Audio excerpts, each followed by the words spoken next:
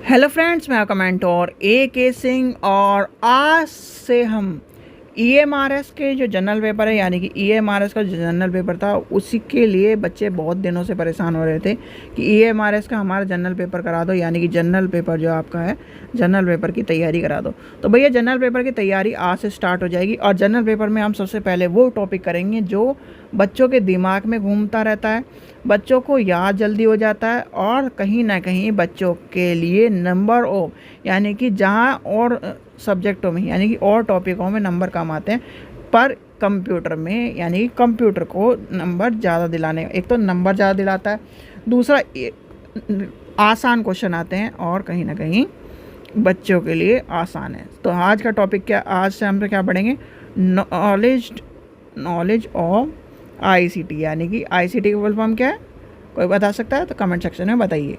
वैसे तो आपको पता होना चाहिए आईसीटी की फुल फॉर्म, एक बार क्वेश्चन कोई से पेपर में पूछ ली थी आपसे, तो इसलिए आईसीटी की फुल फॉर्म भी पता होना चाहिए।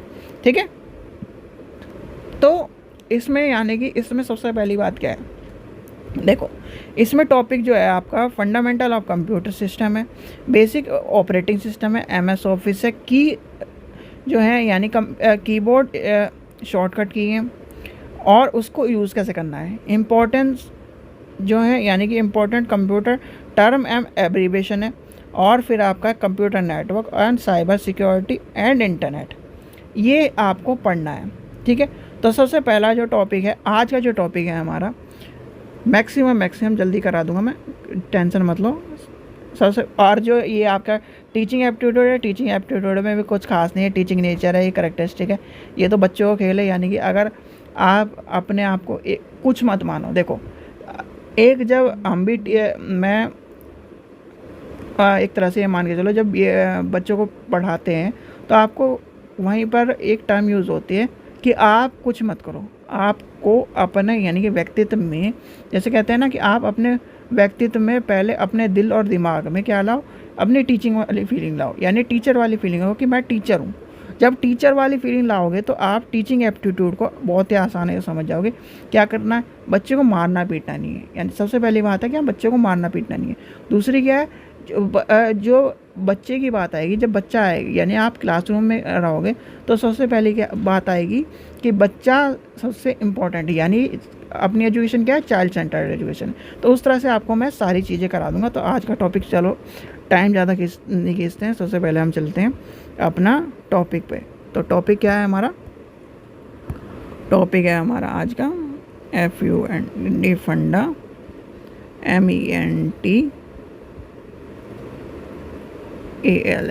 फंडामेंटल्स ऑफ कंप्यूटर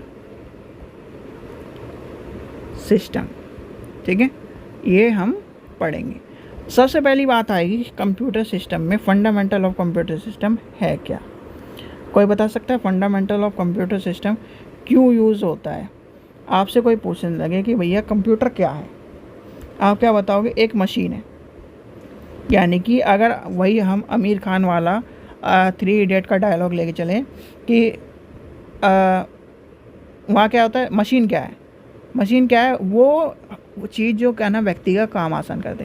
कंप्यूटर का है, computer is a electronic device, यानी कि कंप्यूटर क्या है, एक इलेक्ट्रॉनिक डिवाइस है जो क्या करता है, गणना करने के लिए, व्यक्ति का काम आसान करने के लिए जो यूज़ होता है, यानी कि एक डिजिटल डिवाइस है, स्मार्ट डिवाइस है, या फिर आपका मान के चलें आज के फॉर्म में लेके चलें कंप्यूटर। एक क्या कहेंगे, computer refer to the basic या फिर basis of use in digital device such as a computer, smartphone and tablet. यानी कंप्यूटर क्या है, एक तरह से क्या है, जो आपका फ़ोन है, यानी कि आपके हाथ में क्या फ़ोन है, फ़ोन पे आप दुनिया में कहीं भी घूम सकते हो। आपको मन करा इटली जाना है, इटली घूमिए, मन करा यूएस जाना है, यूएस घूम ली। कैसे घूम ली, आपके फ़ोन के अंदर में सारी चीज़ें मिलती हैं, यानी कि सारी चीज़ें, मैप देख लोगे, उसकी लोकेशन देख लोगे, उसकी अच्छी अच्छी चीज़ें देख लोगे। तो क्या करते हो, यानी कि एक ही स्थान पर बैठकर आपको पूरी दुनिया की जो इन्फॉर्मेशन प्रोवाइड कर रहा है वो कंप्यूटर है। ठीक है, यहाँ तक समझ में आ गया। फिर आता है पूरा, यानी कि आपको इसमें सारी चीज़ें पढ़नी पड़ेंगी, थोड़ा सा पेशेंस रखिए। ये आप कंप्यूटर की चीज़ समझ में आ गई। अब आते हैं कंप्यूटर के टाइप, यानी कि types of computer, COMPUTER, computer, types of computer. Types of computer में कौन सा सबसे पहले क्या आएगा? एनालॉग कंप्यूटर, यानी कि analogue computer, COMPUTER, analogue computer हो गया। फिर क्या होगा? डिजिटल कंप्यूटर, यानी कि डिजिटल कंप्यूटर। फिर आता है हाइब्रिड कंप्यूटर। हाइब्रिड कंप्यूटर मतलब इनका दोनों का जोड़ होता है हाइब्रिड कंप्यूटर, डिजिटल एनालॉग। फिर आता है सुपर कंप्यूटर, वो हमें जो सुपर कंप्यूटर की बात है हमें एक तरह से हमें यहाँ पढ़नी ही नहीं है, ठीक है। एनालॉग कंप्यूटर का मतलब ये है, आपने जब मैथ्स की शुरुआत करी होगी, यानी कि छठी क्लास में से पहले भी, यानी कि छठी क्लास में अबेस्कम का नाम सुना होगा। अबेस्कम क्या होता है? अबेस्कम का बहुत सारे बच्चों को ना भी पता हो तो मैं बताता हूँ। देखिए, ये ऐसा आपने देखा होगा जब मैथ्स में इस तरह का डंडी सी होती है, उसमें बॉल डली रहती है, इस तरह से बॉल डली रहती है, या फिर ये बस इतना रहता है। देखिए, इस तरह रहता है, इस तरह रहता है, इसमें बॉल डाली जाती है गणना करने के लिए, बच्चे को क्या सिखाने के लिए, वो यानी कि वो जो है अबेस्कम एक तरह से उस टाइम पर यूज़ होता था, उससे क्या करते थे? एनालॉग के लिए यूज़ होता था, ठीक है। ये यहाँ तक आपको ये भी आपको कहानी समझ में आ गई होगी, यानी टाइप समझ में आ गई होगी, इसके इस चीज़ समझ में आ गई होंगी, आपको यहाँ तक समझ में आ गया होगा। अब आता है यानी कि आज के टाइम पर हम कंप्यूटर, आप ये मान के चलिए आज के टाइम पर हम कंप्यूटर यूज़ क्यों कर रहे हैं, ठीक है। आज के टाइम पर हम कंप्यूटर क्यों यूज़ कर रहे हैं? ऑनलाइन बिल देने के लिए, अपनी पढ़ाई के लिए, गेम खेलने के लिए, सोशल मीडिया को एक्सेस करने के लिए, इंटरनेट करने के लिए, मेल भेजने के लिए, यानी कि पूरे, यानी डे टू डे आपके जो सारे काम है, डे टू डे सारे कामों के लिए आप यूज़ कर रहे हो किसका? कंप्यूटर का। यहाँ तक की बात आपको समझ में आ गई, कोई दिक्कत कोई परेशानी नहीं होगी, ठीक है। अब आगे चलते हैं, यानी कंप्यूटर समझ में आ गया, कंप्यूटर क्या है, computer is a electronics device, ये सब समझ में आ गया, हार्डवेयर समझ में आ गया। अब यहाँ चलते हैं, यानी कि यहाँ तक ख़त्म हो गई। फिर आता है जो है कंप्यूटर के कंपोनेंट, यानी कि अब आती है थोड़ी सी आगे की कहानी शुरू कर लेते हैं। कंप्यूटर के क्या है? Components of computer. अब कंपोनेंट्स ऑफ कंप्यूटर की बात आती है तो कंपोनेंट्स ऑफ कंप्यूटर को पता होना चाहिए कंपोनेंट्स क्या है। सबसे पहले जो आप जो इतना बड़ा सा डब्बा देखते हो, यानी कि जो आपके यानी कि एक टीवी जिसे कहते हैं मॉनिटर के साथ एक डब्बा सा रखा देखते हो, उसे क्या कहते हैं? उसे कहते हैं CPU, यानी कि सेंट्रल प्रोसेसिंग यूनिट। सेंट्रल लिख लीजिए, CPU को क्या कहेंगे? CPU को क्या कहेंगे हम? सेंट्रल PROCESSING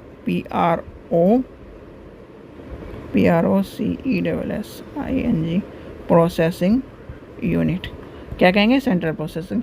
अब सेंट्रल प्रोसेसिंग यूनिट बनता कैसे है, ये डायग्राम याद कर लेना, बहुत ही इंपॉर्टेंट डायग्राम है जो अभी मैं आपको बताने जा रहा हूँ, और इसी पे क्वेश्चन आता है। सबसे पहली बात आती है सेंट्रल प्रोसेसिंग यूनिट, ये वही आपको जो डायग्राम है दोबारा मैं बना के कह रहा हूँ। देखिए, CUMUALU, यानी कि ये 3 वर्ड याद कर लेना। CU का मतलब होता है कंट्रोल यूनिट, यानी कि CU का मतलब क्या होगा? Control unit.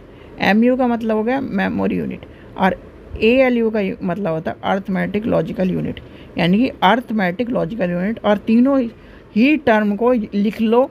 क्या है? CU का मतलब क्या है? CU का मतलब क्या है? Control unit. MU का मतलब क्या है? Memory unit. और ALU का मतलब क्या है? Arithmetic logical unit. तो आपसे पूछा जाएगा CPU यानी CPU के किस से बनता है, यानी कि आपसे नीचे दिया जाएगा निम्न में से किस से CPU का को किस से मिलकर बनता है, तो आप लिखा रहेगा CPU plus MU, CU plus MU plus ALU, इस तरह से दिया जाएगा, जहाँ पर ये मिले आपका आंसर हो जाएगा, ठीक है। CPU की कहानी समझ गए। अब CPU से आगे चलते हैं थोड़ा सा। फिर आता है क्या? हमारा मॉनिटर। क्या आता है? मॉनिटर आपको पता चल जाएगा। मॉनिटर के बाद क्या आता है? यानी कि मॉनिटर आ जाएगा, फिर आ जाएगा कीबोर्ड, फिर आपका माउस, ये सब आ जाएंगे। यानी कि आप लेके चलते हैं मॉनिटर आ जाएगा, कीबोर्ड आ जाएगा, माउस आ जाएगा। ये सब चीज़ें आपकी इसके अंदर आ जाएंगी जो आपको कहीं ना कहीं पढ़नी है। ठीक है, ये आ जाएगा। फिर आपका आता है इनपुट आउटपुट डिवाइस, यानी कि इनपुट आउटपुट डिवाइस। कंपोनेंट्स में क्या आएगा, इनपुट आउटपुट भी आपको पता होना चाहिए। Input device, DIVC device. अब इनपुट डिवाइस में क्या आएगा, आप ये बताओ कौन सी चीज़ जो आप बाहर से यानी कि कंप्यूटर के बाहर से फिज़िकली टच करके और उसको कंप्यूटर पर इनपुट कमांड दे रहे हो। तो इनपुट कमांड में क्या आएगा, कीबोर्ड आएगा, कीबोर्ड। ठीक है, कीबोर्ड क्या है, आपने की एंटर की, यानी कि आपने ए एस, यानी कि मेरा नाम ही मान के चलिए, ASHISH,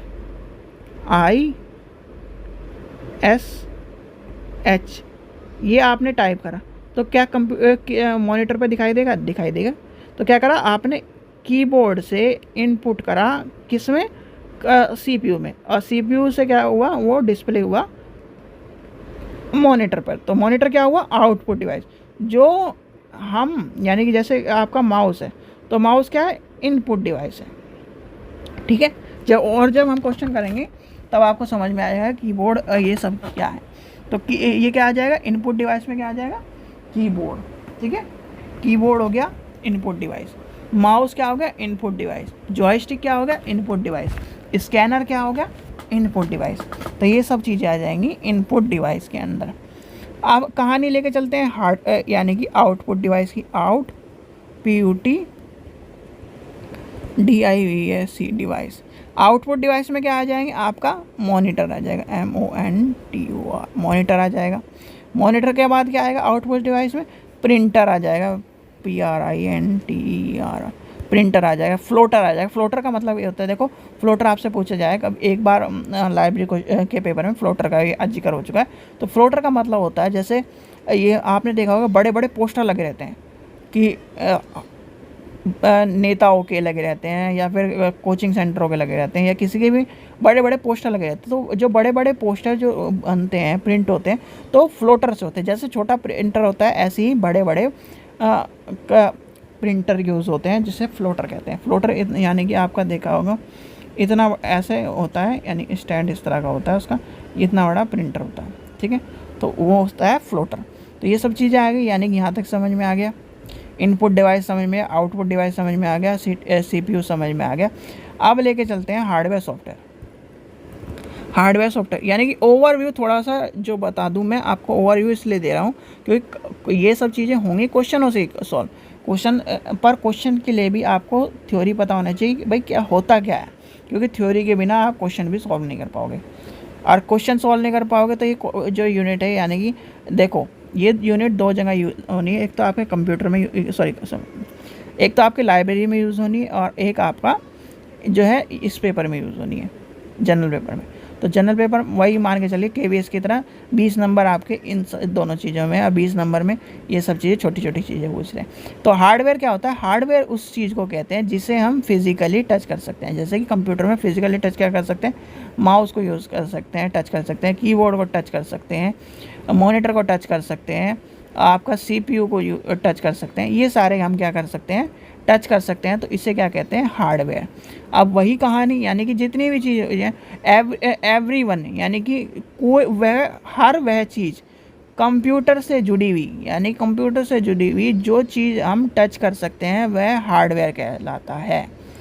तो यानी कि आपको समझ में आएगा, हर वह चीज़ जो कंप्यूटर से जुड़ी हुई है उसे हम टच कर सकते हैं, वो हार्डवेयर कहलाता है।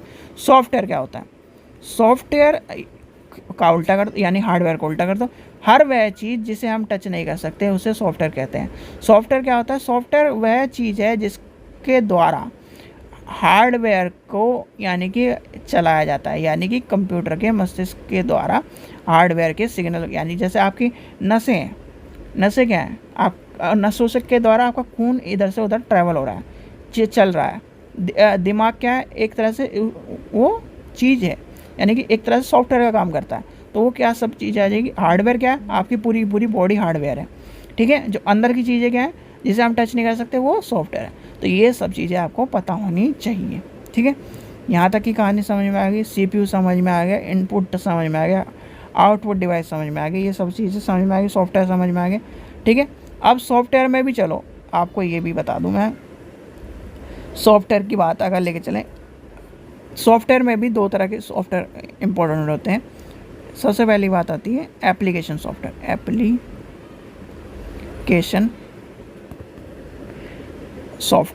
एप्लीकेशन सॉफ्टवेयर वो होते हैं जो किसी भी काम के लिए यूज़ होते हैं। जैसे कि आपको मान लीजिए आपको यूट्यूब देखना है, तो यूट्यूब किस पे देखोगे, क्रोम पे देखोगे या फिर आपके ब्राउज़र पे देखोगे, तो क्या है, एप्लीकेशन है। जैसे आप कह रहे थे मुझे मान लीजिए आपको मूवी देखनी है, मूवी के लिए आप कौन से एप्लीकेशन को यूज़ करोगे, नेटफ्लिक्स को यूज़ करोगे, तो वो क्या है, वो एक एप्लीकेशन है। सिस्टम सॉफ्टवेयर, आप बताएं सिस्टम सॉफ्टवेयर क्या होते हैं, जो आपके कंप्यूटर को या फिर आपके फ़ोन को चलाने में काम आते हैं, यानी कि उसके बिना आप क्या कर सकते हैं। जैसे कि माइक्रोसॉफ्ट विंडो है, विंडो क्या है, एक सिस्टम सॉफ्टवेयर है, सिस्टम को चलाने के काम आते हैं, ठीक है। तो ये सब चीज़ें आपको पता होनी चाहिए। यहाँ तक आ गई, यहाँ तक कहानी समझ में आ गई, कोई किसी को दिक्कत परेशानी कोई नहीं हुई, ठीक है। बिल्कुल सिंपल समझ आ रहा हूँ मैं। फिर आती है कंप्यूटर की मेमोरी। कंप्यूटर थोड़ा सा बड़ा सा टॉपिक हो सकता है, वैसे मैं जल्दी खिंचाने की कोशिश कर रहा हूँ। कंप्यूटर मेमोरी, अब कंप्यूटर मेमोरी में देखो जो सबसे पहले आती है कैची मेमोरी, CACHE मेमोरी। यानी कैची मेमोरी क्या होती है, अगर आपसे कोई भी पूछे कि जो सबसे फास्ट मेमोरी कौन सी होती है, तो वो होती है कैची मेमोरी। याद कर लेना, इसके ऊपर क्वेश्चन आ चुका है, इंपॉर्टेंट है। सबसे फास्ट मेमोरी, यानी सबसे फास्ट मेमोरी कौन सी होती है, कैची मेमोरी। फिर आता है प्राइमरी मेमोरी, यानी कि प्राइमरी मेमोरी जो होती है वो कंप्यूटर के प्रेजेंट काम करने के लिए होती है। सेकेंडरी मेमोरी कौन सी होती है, किसी भी चीज़ को स्टोर करने के लिए यूज़ होती है। मेमोरी क्या है, मेमोरी अगर जो हम मेमोरी यूनिट पढ़ रहे थे, मेमोरी यूनिट क्या है, मेमोरी यूनिट मतलब जैसे कि मैं अभी ये काम कर रहा हूँ, तो यानी कि जो जिस पर मैं काम कर रहा हूँ, यानी कि टैबलेट पे काम कर रहा हूँ, तो टैबलेट में इस टाइम पे जो चल रहा है वो मेमोरी चल रही है, यानी कि मेमोरी यूनिट का काम है भैया। अगर मैं इसे इरेज कर दूँ तो ये ख़त्म हो जाएगा, यानी कि यहाँ से मैं हटा के इसे बैकग्राउंड से रिमूव कर दूँ तो मेमोरी यूनिट से साफ़ हो गया, मेमोरी यूनिट के पास कुछ नहीं बचा, फिर मैं उसे दोबारा रिकॉल नहीं कर सकता। प्राइमरी मेमोरी और सेकेंडरी मेमोरी में क्या नाम, उसे मैं रिकॉल कर सकता हूँ एक तरह से। सेकेंडरी मेमोरी तो स्टोर ही होता है, ठीक है। कैची मेमोरी क्या है, कैची मेमोरी जो आपके जैसे आपने देखा होगा फ़ोन में या फिर कि एक सॉफ्टवेयर में बहुत सारी डिफाइंड फाइल्स आ जाती है कैची टाइप की, तो वो क्या है, एक तरह से मान के चलिए हिस्ट्री के तौर पर आपकी, कि आपने ये यूज़ करा और वो कंप्यूटर की भाषा में क्या आता है, इस तरह से आ जाता है, ठीक है। ये आपको समझ में आ गया, यहाँ तक समझ में आ गया सब कुछ, कोई दिक्कत कोई परेशानी तो नहीं हुई, यानी कि ये सब चीज़ें समझ में आ गई। अब आती है, यानी कि यहाँ पर जब कंप्यूटर की बात आ जाती है, अब जो मेनली इम्पोर्टेंट है ये भी ध्यान रखिए कि कंप्यूटर की, यानी कि जनरेशन ऑफ कंप्यूटर, अगर आपसे पूछा जाए, ये मोस्ट इम्पोर्टेंट टॉपिक है इसके बारे में, और क्वेश्चन इससे हर बार बनता है, तो आपको पता होना चाहिए जनरेशन ऑफ कंप्यूटर की जनरेशन में सबसे पहला आता है फर्स्ट जनरेशन, यानी कि जनरेशन है, शॉर्ट फॉर्म में लिख दूँ तो फर्स्ट जनरेशन क्या है आपकी 1946 से लेकर 59 तक। इसमें क्या आएगा, वैक्यूम ट्यूब। फिर आता है सेकेंड जनरेशन, मैं सारे लिख देता हूँ फिर आपको सारे एक साथ बताऊँगा। 1959 से लेकर 65 तक इसका आता है ट्रांजिस्टर बेस। थर्ड जनरेशन आपका आ जाता है थर्ड जनरेशन 1965, इसे नोट कर लेना, बहुत इंपॉर्टेंट है, इसके बिना यानी आईसी बेस, ठीक है। फिर आता है फोर्थ जनरेशन, ये क्या है 1971 to 80 VLSI। फिर क्या है, अभी मैं सारे बताऊंगा, रुक जाओ। फिफ्थ जनरेशन है 1982 present, PRESENT ULSC। Very large जो है यानी कि ये तो है वेरी लार्ज और ये है अल्ट्रा लार्ज, ठीक है। अगर आपसे कोई पूछे तो वेरी लार्ज और अल्ट्रा लार्ज, ठीक है। तो सबसे पहले जो आपको एक चीज़ का ध्यान रखना, हाँ मैं आपको बताता हूँ, इसमें आपका AI और आ जाएगा /AI, ठीक है।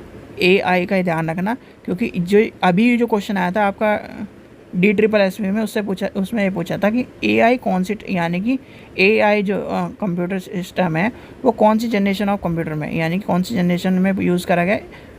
तो इसलिए ये क्वेश्चन इंपॉर्टेंट है। जो इसमें सबसे ज़्यादा पूछा जाता है वो पूछा जाता है पहला, तीसरा, पाँचवा, ये पूछा जाता है कंप्यूटर की जनरेशन में, कि आपको पता होना चाहिए कि कंप्यूटर की जनरेशन में जब आपसे पूछा जाएगा तो ये सब चीज़ें आपको इम्पोर्टेंटली ध्यान रखने वाली चीज़ें हैं। कंप्यूटर की जनरेशन में क्या है ये आपको पूछा जाता है कि VLC क्या है, ये क्या है। अब ये आ जाए 5th जनरेशन में पूछ लें ULS क्या है। ULS क्या है, ultra large scale integrated circuit, यानी कि इंटीग्रेटेड सर्किट है। पहला क्या है, पहले में आपको से पूछा जाएगा, सबसे कुछ नहीं पूछा जाता, ये पूछा जाता है 1st जनरेशन ऑफ कंप्यूटर में क्या यूज़ होता है। या फिर आपसे पूछा जाएगा वैक्यूम ट्यूब कौन सी जनरेशन ऑफ कंप्यूटर में यूज़ होता है। वैक्यूम ट्यूब कौन सी जनरेशन ऑफ कंप्यूटर में यूज़ है, 1st जनरेशन ऑफ कंप्यूटर में।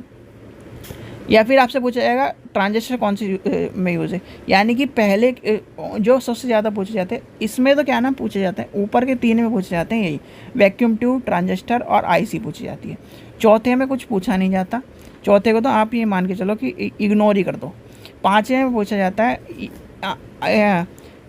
AI, यानी कि AI का जो है आर्टिफिशियल इंटेलिजेंस, वो कौन सी जनरेशन में यूज़ होता है। तो आर्टिफिशियल इंटेलिजेंस भाई सीधे सीधे आकर लड़ाओ, कहाँ का है, प्रेजेंट का है। प्रेजेंट में कौन सी जनरेशन चल रही है, 5th जनरेशन भी चल रही है, तो यहाँ पर आ जाएगा 5th जनरेशन ऑफ कंप्यूटर। तो यह हो गया 5th जनरेशन ऑफ कंप्यूटर। तो ये क्या नाम सारी की सारी जो जनरेशन है ये सब चीज़ें हैं आपके इस टॉपिक में, यानी कि फंडामेंटल ऑफ कंप्यूटर्स में सारी की सारी चीज़ें यूज़ हो चुकी हैं। यानी कि इनपुट आउटपुट सिस्टम समझ गए, मेमोरी समझ गए, ये सब समझ गए। यही आपका पूरा का पूरा बेसिक आपका कंप्यूटर का चीज़ें हैं, ठीक है बच्चों। चलिए पहला टॉपिक कवर हो गया, ये चुटकियों में कवर हो गया। इसमें भी कोई चीज़ आपको समझ में ना आए तो कमेंट कर दो, कमेंट में आपको फिर दोबारा जब हम रिवीजन करेंगे आपको सारी चीज़ें आपको बता दूंगा, ठीक है बच्चों। आशा करता हूँ आपको वीडियो पसंद आई तो लाइक करें, चैनल को सब्सक्राइब करें, वीडियो को ज़्यादा से शेयर करें। Thank you.